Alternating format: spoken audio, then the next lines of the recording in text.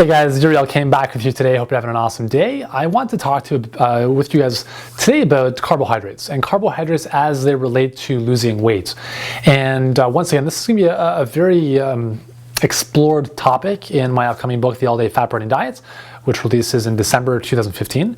And the whole plan with the program is, without divulging all my secrets, is using a very strategic model of caloric and carb cycling in conjunction with proper exercise and recovery strategies to turn your body into literally restore it to its factory settings so you burn fat on autopilot.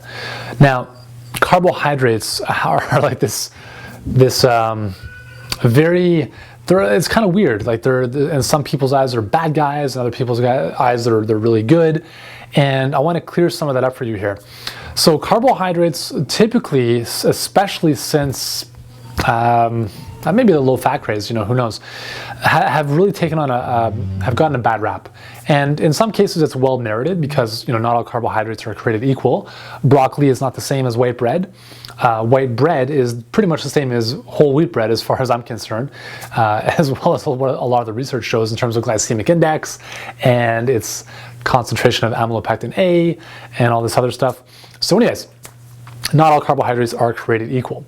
If you're eating a diet that's full of, let's say you go to Starbucks in the morning and you have a coffee with their beautiful display case of high glycemic, sugar spiking garbage pastries, croissants, bagels, muffins, scones, cupcakes, well, it's no kidding that those would be considered terrible choices as carbohydrates and as food in general. But if you're eating carbohydrates that are beans and legumes and broccoli and vegetables and non-sweet fruit or low glycemic fruit like berries and apples and pears, then you're all good, okay? So this is, you can use carbohydrates, you can manipulate them very strategically to accelerate fat loss. That's what I show you how to do in this book. So for instance, there are occasions, and there's a lot of proof that lower carbohydrate intake is going to help you lose fat. Why would that be? Well, if you think about it, if you don't have carbohydrates coming in, or a very, very small amount of them, then your body tends to rely more on fat as a source of fuel, especially if you have some type of activity during that day. So if you're constantly eating carbs, your body is essentially a sugar burning machine because it's using carbs as its fuel source. But as soon as you start restricting carbohydrate intake strategically, so eating the right foods at the right times, now you're training your body to become a fat burning machine. And that can be done very quickly. It doesn't take months. It can take a couple days in some cases. And that's what I'm really excited to share with the world in this book is these amazing revelations that a lot of people are maybe not aware of, at least not in the way that I describe in the book. So on some days you can have lower carbohydrate intake, right? But again, focusing on those good carbohydrates. And just to give you an example, one banana would be about 25 grams of carbohydrates. So if you had, let's say, 4 servings of fruit, banana, pear, apple, some berries, you're looking at about 100 grams of carbohydrates, which on a low carbohydrate day, for instance, would be considered quite high. So just to give you some perspective there.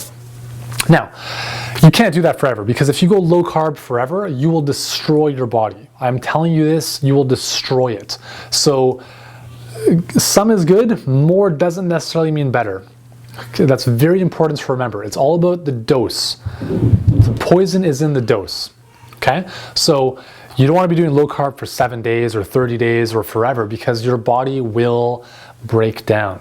And I want to talk specifically about what it does to your thyroid hormone and your thyroid function. There are a lot of studies, a number of studies that were done with inmates and regular people alike that show that carbohydrate restriction plummets your T3 levels, your active form of thyroid hormone will plummet with sustained low carbohydrate intake.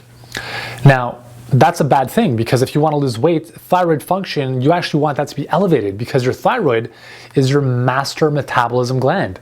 If your thyroid is kind of churning and pumping out thyroid hormone and your body's responding to it, then you are more metabolically active. You're going to burn more calories. But if your thyroid is depressed, or if T3 is not being received properly at the cellular level, then you are not going to get the signal to burn calories. So you have to do this very intelligently. So there are days when you can have lower carbohydrate intake, but at the same time, there are days when you should be eating quite a few carbohydrates. And those kind of carbohydrate, or those high carbohydrate days, or as I call one-day feasts in the program, are strategically developed or designed to raise your thyroid function, your T3 levels back where they should be, and nice and high, and keep them elevated so that your body is churning through calories. So again, carbohydrates are not all created equal. Sometimes it's good to have lower carbohydrate consumption. Sometimes it's good to have higher carbohydrate consumption. And let me just add one more caveat here. This is for the purposes of losing fat. If you are an athlete, your carbohydrate consumption will generally want to be higher because you're going to need those fuels for your activity. But if you're somebody who's not training 7 days a week or on a pro sports team, you can still work this stuff in with proper workouts. Let me give you one more example. On a high carbohydrate day, that's probably when you want to do your heaviest, kind of most intense workout. Because now you're bringing in those calories, those carbohydrates that your body will use to fuel an amazing workout. So if you're going to get a good intense workout in, do it on a day where you have more carbohydrates coming in, because those carbs are going to give you the fuel to get an amazing workout. If you do that high intensity, really, solid workout on a day where you have low carbohydrates, well, you're not going to feel as good. You're not going to perform as well during your workout. So anyways, something to think about. And again, an action step for you today, I want you just very simply not to worry about low and high carb intake and stuff like that, but I just want you to reevaluate the quality of the carbohydrates that you're eating. So again, are you eating beans and legumes like lentils, navy beans, black beans, vegetables of all kinds, low glycemic fruit, or are you eating breads and pastas and cereals and baked goods and candies? Right? Those are both classes of carbohydrates. Which ones are you focused on? If you're focused on the former, the good ones, then you are on the right track. If you're focused on the latter, the ones I just mentioned, I'd strongly encourage you to move to the good side. So anyways, I hope this video finds you well. If you enjoy this kind of stuff, be sure to subscribe to my channel, somewhere up here. You can also join me over at my blog at yurielkaim.com. And in the meantime, I've got more amazing videos. More amazing videos coming your way. And be sure to stay on the lookout for the all-day fat-burning diet, which comes out later in December 2015. In the meantime, have an amazing day, and I'll talk to you soon.